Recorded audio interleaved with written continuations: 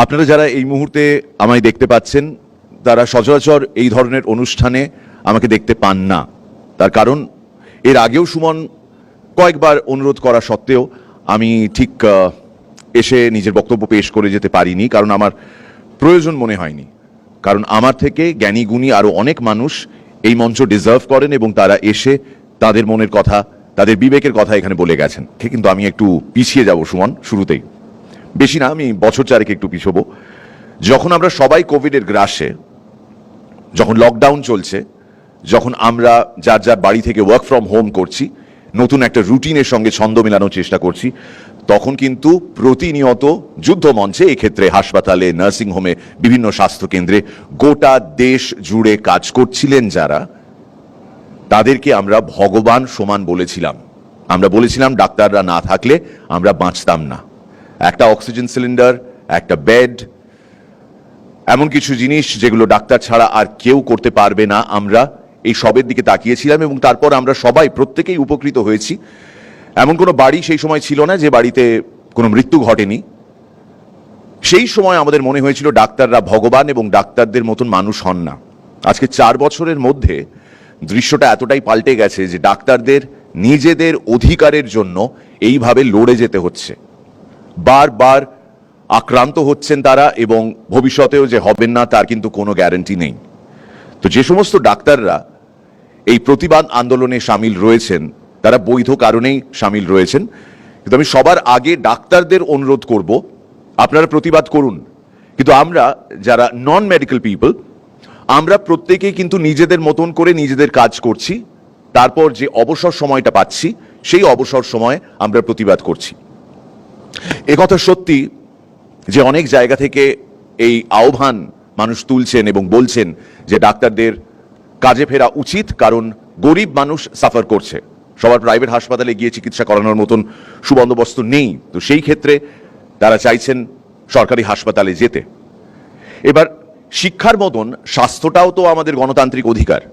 সেই ক্ষেত্রে ডাক্তারদের এই আন্দোলনের জন্য লক্ষ লক্ষ মানুষ, যেটা এই আন্দোলন যদি চলতে থাকে তাহলে কোটি কোটি মানুষ তারা বঞ্চিত হবেন, তারা ডাক্তারদের দেখা পাবেন না, আউটডোর খুলবে না, এমার্জেন্সি সার্ভিসেসও হয়তো বন্ধ হয়ে যাবে।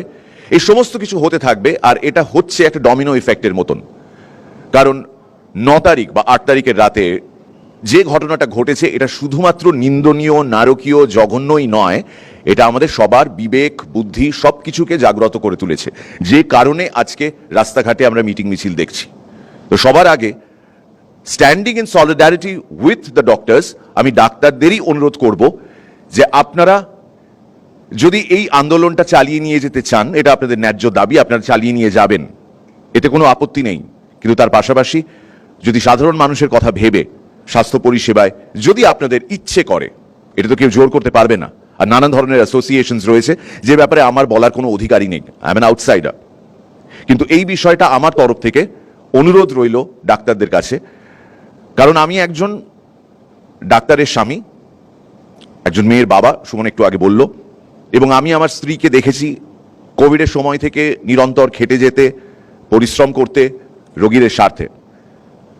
এবার প্রশ্ন হচ্ছে ডাক্তাররা যে আন্দোলন করছেন সেই আন্দোলনে সাধারণ মানুষ কেন সামিল হয়েছেন? এক, due to the intensity of the incident, the seriousness of the incident, এবং তার পাশাপাশি আমাদের বিবেক থেকে। আমি কদিন আগে ক্যালকাটা মেডিকেল কলেজে একটা গণ কনভেনশনে এই কথাটাই বলেছিলাম যে আপনারা যারা যারা এই মুহূর্তে দেখছেন, দর্শক যারা টেলিভিশন স্ক্রিনে দেখছেন, তাদেরকেও বলছি যে কোথাও কোনো ডাক্তার যদি আপনাদের কোনোভাবে সারিয়ে তুলে থাকেন তাহলে আপনার কিন্তু এটা নৈতিক কর্তব্য তাদের পাশে দাঁড়ানোর।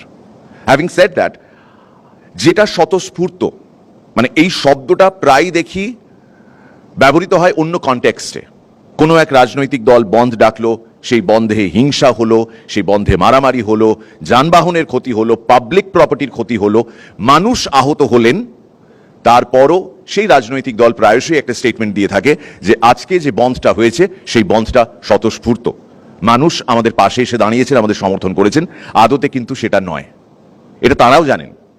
পার্টির রং বদলায়, পার্টির নেচার বদলায়, জঁর বদলায়, সব কিছু বদলাতে থাকে, কিন্তু আমরা দ্য স্টুপিড কমন ম্যান যদি কালেকটিভলি বলি, আমরা কিন্তু রয়ে যাই সেই তিমিরেই, আমাদের কাছে আর কোনো অপশন নেই। একটা সময় আমরা ভাবতাম যাই ইস্যু ঘটুক না কেন আমরা এটাতে কোনো কিছু বলবো না বা দখল দেব না, কারণ ইট ডাজ নট কনসার্ন আস, এটা নাকি আমাদের সেইভাবে এফেক্ট করে না। কিন্তু এই ঘটনা সম্পূর্ণ আলাদা। এই ঘটনা বলতে আরজিকরের ঘটনা। এবার আরজিকরের ঘটনা থেকে মানুষ এত ক্ষেপে গেছেন কেন? কারণ তারা মনে করছেন এটা একটা সিস্টেম্যাটিক ফেলিয়ার, এটা সিস্টেমের ফেলিয়ার, এবং সেই সিস্টেমে বদল দরকার। সব সময় যে তারা চাইছেন কোনো এক পার্টি সরে যাক, অন্য কোনো পার্টি চলে আসুক, এটা কিন্তু নয়। এটা যুযুধান রাজনৈতিক দলগুলোকেও বুঝতে হবে এবং তাদের সমর্থকদেরও বোঝাতে হবে যে মানুষ কিন্তু বদলটা চাইছেন সিস্টেমে। যে সিস্টেমে ঘুণ ধরে গেছে সেটাকে যদি বদলাতে পারেন সেটা মানুষের স্বার্থে, সেটা মানুষের ভালোর জন্য। সেই জন্যই 3-4 দিন আগে ওই গণকনভেনশনে আমি ডাক্তারদের উদ্দেশ্যে, যেহেতু সেখানে ডাক্তারদের সংখ্যা ছিল বেশি, আমি খুব পরিষ্কারভাবে বলেছিলাম আপনাদের এই আন্দোলনটাকে প্লিজ হাইজ্যাক হয়ে যেতে দেবেন না। রাজনৈতিক দলগুলো এসে এটাকে যেন হাইজ্যাক করে অন্যদিকে ঘুরিয়ে না নিয়ে যায়। আনফর্চুনেটলি আমাদের সামনে এই মুহূর্তে এই ছবিটাই খুবই স্পষ্ট। বিগত কয়েকদিন ধরে যা হয়ে এসেছে আমাদের শহরে, এটা আমাদের শহরে চেনা ছবি নয়। আমরা অন্যান্য রাজ্যের দিকে, অন্যান্য শহরের দিকে আঙুল তুলে অনেকবার বলেছি এটা কিন্তু কলকাতায় কোনোদিন হবে না, কিন্তু আজ বাস্তবে এটা কলকাতায় হচ্ছে। কিন্তু স্বতঃস্ফূর্ত সমর্থন কাকে বলে সেটাও বুঝতে হবে। মানুষ ঘন্টার পর ঘন্টা জনগণের মিছিলে ট্রাফিকে আটকেও কোনো বিরক্তি প্রকাশ করছেন না, কোনো উষ্মা প্রকাশ করছেন না, কারণ তারা জানেন এটা বৃহত্তর স্বার্থে, এটা আমাদের স্বার্থে। সেই ক্ষেত্রে রাজনৈতিক দলগুলো প্রত্যেক দিন যে রঙ্গ তামাশাটা আমাদের দেখাচ্ছেন সেটা I would say suits them, কারণ তাদের প্রত্যেকেরই একটা আলাদা রং রয়েছে, তাদের একটা এজেন্ডা রয়েছে। এটা বরাবরই হয়ে এসেছে, যে ক্ষমতায় আছে সে নিজেকে ডিফেন্ড করবে, আর যে ক্ষমতায় নেই সে তাকে সরানোর চেষ্টা করবে যে ক্ষমতায় আছে। কিন্তু আমাদের হাতে, জনগণের হাতে ক্ষমতাটা আসলে আসবে কোথায় আর কবে? আমরা তো 5 বছর অন্তর অন্তর ভোট দিই, মাঝে আরো অনেকগুলো ইলেকশন হয়, পঞ্চায়েতের ইলেকশন হয়, বিধানসভার ইলেকশন হয়, সেখানে আমরা ভোট দিই শুধুমাত্র এই আশ্বাস থেকে, যেটা কিনা এই রাজনৈতিক দলের প্রতিনিধিরাই প্রতিনিয়ত আমাদের দিয়ে থাকেন, যে আপনাদের জন্যই কিন্তু আমরা ক্ষমতায় এলাম, আপনাদের জন্যই আমরা ক্ষমতা পাবো, আর সেই ক্ষমতাটার কোনোদিনও অপব্যবহার হবে না, আপনাদের সুবিধের জন্য আমরা সেই ক্ষমতা ব্যবহার করব। কুণালদা, গুড ইভিনিং। আপনি আজকে যে বিষয়টা তুলেছেন সেই বিষয়টা যথাযথ আপনি বিরক্তি প্রকাশ করেছেন বা দুঃখ প্রকাশ করেছেন আমি বলবো। আপনি বলেছেন আমাদের এই ইন্ডাস্ট্রিতে যারা রয়েছেন, এই টেলিভিশন বা ফিল্ম ইন্ডাস্ট্রিতে যারা রয়েছেন, শিল্পীরা, কলাকুশলীরা, তারা কেন সরকারের পাশে দাঁড়াচ্ছে না, তারা কেন প্রতিবাদ করছে না সরকারের তরফ থেকে বা দলের তরফ থেকে, আপনি যেভাবেই ঘুরিয়ে বলুন না কেন। বিষয়টা হচ্ছে মানুষ এখানে আরো বেশি করে প্রত্যেক দিন অরাজনৈতিক থাকতে চাইছে, কারণ মানুষের কোথাও একটা বিরক্তি ধরে গেছে যে যখন বারবার বলা হচ্ছে জিনিস বদলাবে, পরিস্থিতি বদলাবে, সেটা বদলাচ্ছে না। আর মানুষের কোথাও একটা চোখে এটাও পড়ে গেছে যে কোথাও ধামাচাপা দেওয়ার চেষ্টা চলছে।